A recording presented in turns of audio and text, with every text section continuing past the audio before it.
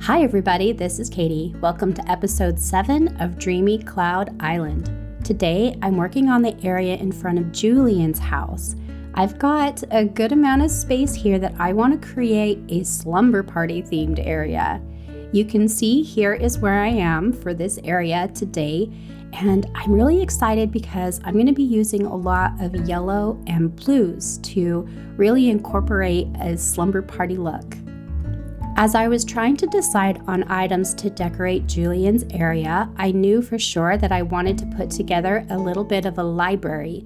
I thought it might be nice to have it down on a different pattern, so I decided to play with some of the custom patterns that I had downloaded from the portal earlier and was just experimenting with how those might look. In the end, I decided that I didn't like it after all, and I went back to the regular cloud pattern that I've been using. It just shows sometimes there's a little bit of trial and error in what you do. But I knew that the library was going to be part of the design when I was picking out items, because when I think about slumber parties and bedtime, I think about bedtime stories. So I do incorporate quite a few books in this area. I'm putting down here little stacks of books, and I've got just a few little details around it, but I'm also trying to decide on a telescope. I think that if I was going to be spending time at night looking around, looking up at the stars would be a perfect way to spend that time. Because Julian has so many of the astrological items in his house, I also thought it would be cool to use a lot of those in this area. And so the blue, yellow, kind of gold theme is carried throughout for quite a few different spaces. I wanted to use the new nuptial bell item somewhere on the island, but this was definitely not where it was going to work. And so I decided this would be a good spot for the kids' tent. I have this nice dark blue kids' tent that I pulled out for this area because it reminds me of a little bit of a slumber party tent, the kind of blanket tents that we would make when we were going to get together and play at night, and we would hang all sorts of things up from different stuff in the bedroom, and then we would fill the blanket tent full of pillows and blankets. And every time I see these little kid tents, that's what it reminds me of. In addition, I also did a custom pattern on a couple of futons. I really liked the way that made them look like sleeping bags, and I thought that would be perfect for this area, again, since it's supposed to be a little bit of a bedtime theme. And I really wanted to put down some music in the area. I wanted to put down some hot chocolate, and so I'm just trying to figure out where to put these other items, because if you were going to put a perfect slumber party bedtime type theme together, that's what I was aiming for, something that looked like a dreamy slumber party, a slumber party in the clouds. The big moon was a really good fit because it just looks so imaginative, and I love the way that it spins and hovers off the ground. It's such a neat item, and I really liked that it coordinates really well with the astrological items like the little sheep and the lamp and stuff like that. So I thought it would be a good fit for this area. At this point, I'm just trying to figure out where all the little decorations are going to go. So I'm putting Nova lights and little details and elements in place. I really did want to use some of these cushions. Can you just imagine all the pillows that you would put down on someplace? And then I have this perfect rock back here, so I decided to put the white and blue lighthouse back where you could just sort of see it peeking out from the horizon.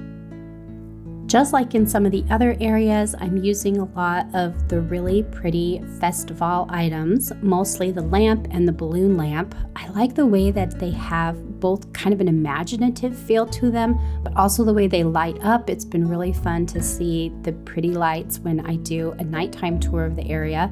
And then, of course, the hedge standee that's meant to look like little clouds. I'm starting to get better at the areas as I go further on, and a lot of the decorations and designs are consistent.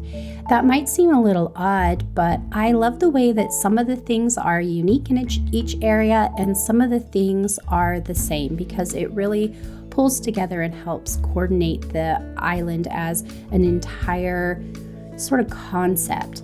I do that with most themes, whether I'm trying to be super unique like this one or not, where I want some things to be unique and some things to coordinate. So it's a good thing to keep in mind and think about when you're choosing decorations and different type of elements for each area. I have put a few yellow and blue flowers in my pocket because, again, I like putting some of those together in the clouds. Even though it doesn't perfectly make sense, I love their pop of color, and I really love the way that the pattern sort of cups around and creates this little gap around the flowers. It helps you to really see the billowy edge of the cloud pattern in a way that's actually very effective. So I'm really pleased with the way that that's working out, and have enjoyed including the flowers in most of the areas on the island. I really have so many fun memories of slumber parties, both with my friends and also with my sisters. Sometimes we would just take the opportunity to celebrate a holiday or something really fun with my sisters by putting things together. Like I said, the blanket forts in the bedroom. Did you guys do much in the way of slumber parties when you were growing up? I'm wondering if it's a memory that a lot of people have, or if it is unique to me in the area that I grew up in.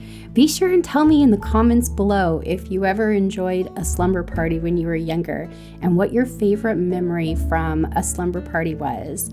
One of the reasons that I wanted to include music in this area is because putting some really good fun songs on and just dancing in your PJs was always a fun thing to do at a slumber party. But when we were really little, the blanket forts and the pillows, that definitely ruled the day. So that's part of why there are so many cushions in this area. Now that the area is done, let's take a look. We'll just do a quick little walkthrough tour during the daytime. You can see the twinkling painting, just bringing in some of those pretty colors and the nighttime sky inspiration. All the different books and the perfect little kids tent at the end. And then we'll walk through at night so you can see the way that everything really illuminates. I love the way that the lights shine, and I can't wait to do a full tour of this island at nighttime. I hope you guys found something useful here and that you continue creating in this game.